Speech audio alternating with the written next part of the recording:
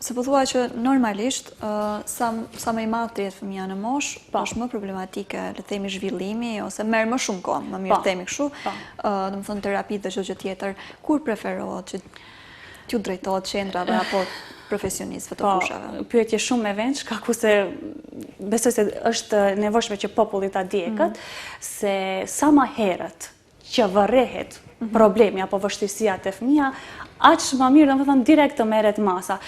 Vjen mirë se e shoh vetësim të rrethit ku jetojmë, krahas viteve të kaluara.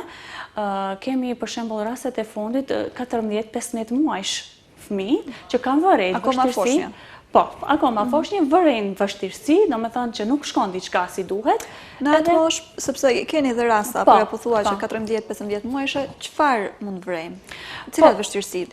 Për shembull, ndoshta për të gjithë ata që shohin, ose duan të dinë. Të folurit, domethënë fillon që nga muajt e parë të lindjes, domethënë gugatja, nxjerrja e tingujve, dhe këto janë e folur domethënë për një fëmijë. Pastaj nga mosha 18 muaj, 1 vjet, 18 muaj, duhet vetë se të fillojnë fjalët e para, baba, mama, ujë, dua, diçka domethënë të shkurtë.